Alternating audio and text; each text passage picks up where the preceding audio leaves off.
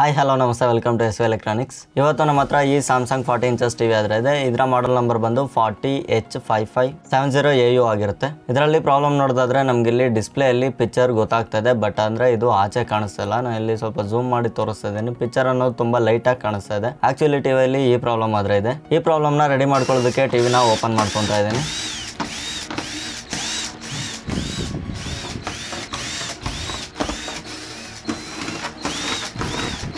TV ಒಳಗಡೆ ನೋಡೋದಾದ್ರೆ ನಮ್ಗೆ ಇಲ್ಲಿ ಒಂದು ಪವರ್ ಸಪ್ಲೈ ಬೋರ್ಡು ನೋಡೋದಕ್ಕೆ ಸಿಗ್ತಾ ಇದೆ. ಮತ್ತು ಈ ಕಡೆ ಒಂದು ಮದರ್ ಬೋರ್ಡ್ ಇದೆ. ಇಲ್ಲಿ ಕೆಳಗಡೆ ಒಂದು ಟೀಕಾನ್ ಬೋರ್ಡ್ ಇರುವಂಥದ್ದು. ಇವಾಗ ನಾನು ಇಲ್ಲಿ ಸ್ಪೀಕರ್ಸ್ನ ಓಪನ್ ಮಾಡ್ಕೊತಾ ಇದ್ದೀನಿ. ಇದು ಆ್ಯಕ್ಚುಲಿ ಈ ಟಿವಿನ ಆಚೆಯಿಂದ ನೋಡಿದಾಗಲೇ ಗೊತ್ತಾಗಿದೆ ಇದು ಬ್ಯಾಕ್ಲೈಟ್ನ ಇಶ್ಯೂ ಅಂತ. ಸೊ ಅದಕ್ಕೆ ಇದರಲ್ಲಿ ಬ್ಯಾಕ್ಲೈಟ್ನ ರೀಪ್ಲೇಸ್ ಮಾಡ್ಕೊಳ್ಳೋದಕ್ಕೆ ನಾನಿಲ್ಲಿ ಎಲ್ಲ ಕನೆಕ್ಷನ್ಸ್ನು ರಿಮೂವ್ ಮಾಡಿ ಟಿವಿಯ ಫ್ರಂಟ್ ಫ್ರೇಮ್ನ ಓಪನ್ ಮಾಡ್ಕೊತಾ ಇದ್ದೀನಿ. ಟಿವಿ ಫ್ರಂಟ್ ಫ್ರೇಮ್ ಓಪನ್ ಮಾಡಿದ್ಮೇಲೆ ಈ ರೀತಿ ಡಿಸ್ಪ್ಲೇನ ಕೇರ್ಫುಲ್ ಆಗಿ ಓಪನ್ ಮಾಡ್ಕೊಬೇಕಾಗುತ್ತೆ. ಡಿಸ್ಪ್ಲೇ ಓಪನ್ ಮಾಡಿದ್ಮೇಲೆ ನಮ್ಗೆ ಇಲ್ಲಿ ಇನ್ನೂ ಒಂದು ಫ್ರೇಮ್ ಇದೆ. ಈ ಫ್ರೇಮ್ನ ಓಪನ್ ಮಾಡ್ಕೊಬೇಕು. ಈ ಫ್ರೇಮ್ನ ಇವಾಗ ಓಪನ್ ಮಾಡ್ಕೊತಾ ಇದ್ದೀನಿ. ಈ ಫ್ರೇಮ್ ಆದಮೇಲೆ ನಮಗೆ ರಿಫ್ಲೆಕ್ಟರ್ ಶೀಟ್ಸ್ ಇದೆ. ಈ ರಿಫ್ಲೆಕ್ಟರ್ ಶೀಟ್ಸ್ ಓಪನ್ ಮಾಡ್ಕೊತಾ ಇದ್ದೀನಿ. ಈ ರಿಫ್ಲೆಕ್ಟರ್ ಶೀಟ್ಸ್ ನ ಕೆಳಗಡೆ ನಮಗೆ ಬ್ಯಾಕ್ಲೈಟ್ ಯೂನಿಟ್ ನೋಡೋದಕ್ಕೆ ಈ ರೀತಿ ಸಿಗುತ್ತೆ.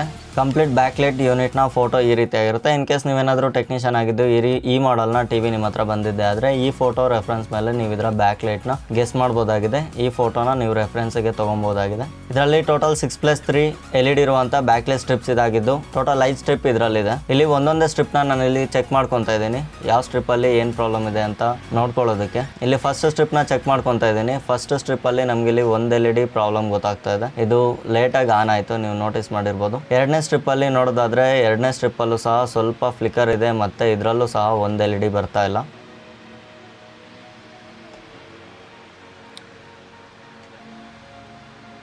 ಮೂರನೇ ಸ್ಟ್ರಿಪ್ ಕಂಪ್ಲೀಟ್ ಓಕೆ ಇದೆ. ನಾಲ್ಕನೇ ಸ್ಟ್ರಿಪ್ಪಲ್ಲೂ ಸಹ ಸ್ವಲ್ಪ ಲೇಟ್ ಆಗಿ ಬ್ಯಾಕ್ಲೈಟ್ ಆನ್ ಆಗ್ತಾ ಇದೆ. ಒಂದು LED ಮಾತ್ರ ಕಲರ್ ಚೇಂಜ್ ಆಗಿದೆ. ಲಾಸ್ಟ್ 5ನೇ ಸ್ಟ್ರಿಪ್ಪಲ್ಲೂ ಸಹ ಒಂದು LED ಬರ್ತಾ ಇಲ್ಲ. ಈ ಒಂದು LED ಪ್ರಾಬ್ಲಮ್ ಇದೆ. ಈ ರೀತಿಯಾಗಿ ಬ್ಯಾಕ್ಲೈಟ್ನ ಇಶ್ಯೂ ಬಂದರೆ ನಾವು ಸಿಂಗಲ್ LEDನ ಎಲ್ಲ ಚೆಕ್ ಮಾಡ್ಕೊಂಡು ಕುತ್ಕೊಳ್ಳೋದು ಸುಮ್ಮನೆ ವೇಸ್ಟು. ನಾನು ನಿಮಗೆ ಫಾರ್ ರೆಫರೆನ್ಸ್ಗೋಸ್ಕರ ಅಷ್ಟೇ ಚೆಕ್ ಮಾಡಿ ತೋರಿಸಿದ್ದು. ಇದರಲ್ಲಿ ಈ ರೀತಿ 1-2 LEDs ಹೋಗಿದ್ರೆ ಆ ಸ್ಟ್ರಿಪ್ಗಳನ್ನು ಮಾತ್ರ ರಿಪ್ಲೇಸ್ ಮಾಡಿ ರೆಡಿ ಮಾಡೋದಕ್ಕೆ ಆಗೋದಿಲ್ಲ. ಯಾಕಂದರೆ ಬೇರೆ ಸ್ಟ್ರಿಪ್ಸ್ ಇರುತ್ತಲ್ಲ ಆ ಸ್ಟ್ರಿಪ್ಗಳನ್ನು ನಾವು ಚೇಂಜ್ ಮಾಡಬೇಕಾಗುತ್ತೆ. ಆ ಸ್ಟ್ರಿಪ್ನ ಚೇಂಜ್ ಮಾಡಿಲ್ಲ ಅಂದರೆ ಫ್ಯೂಚರಲ್ಲಿ ಹೊಸದು ಚೆನ್ನಾಗಿರುತ್ತೆ, ಹಳೇದು ಹೋಗೋ ಚಾನ್ಸಸ್ ಇರುತ್ತೆ. ಅದಕ್ಕೋಸ್ಕರ ನಾನು ಇಲ್ಲಿ ಕಂಪ್ಲೀಟ್ ಎಲ್ಲ ಫುಲ್ ಸೆಟ್ ಅನ್ನು ಹಾಕೊಂಡಿದ್ದೀನಿ. ಎಲ್ಲ ಫುಲ್ ಸೆಟ್ ಚೇಂಜ್ ಮಾಡಿದ್ಮೇಲೆ ನಮಗೆ ಬ್ಯಾಕ್ಲೈಟ್ ಯೂನಿಟ್ ಈ ರೀತಿ ನೋಡೋದಕ್ಕೆ ಸಿಗುತ್ತೆ.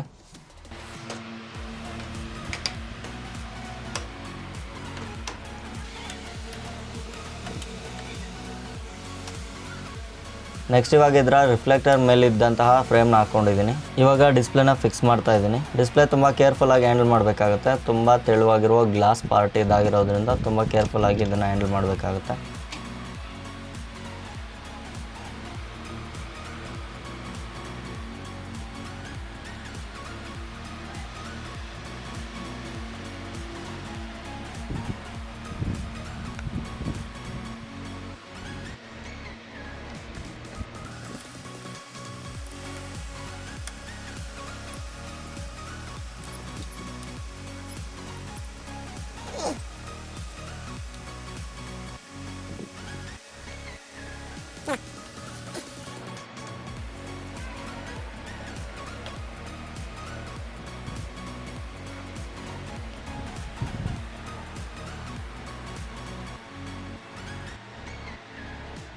ಇವಾಗ ನೀವು ಇಲ್ಲಿ ನೋಡ್ಬೋದು ನಮ್ಮ ಕಂಪ್ಲೀಟ್ ಟಿವಿ ರೆಡಿ ಆಗಿದೆ. ಸೊ ನಿಮ್ಗೆ ಇಲ್ಲಿ ಪಿಕ್ಚರ್ ಸಹ ನೋಡ್ತಾ ಇರ್ಬೋದು, ಎಲ್ಲ ಪರ್ಫೆಕ್ಟಾಗಿ ಬರ್ತಾ ಇದೆ.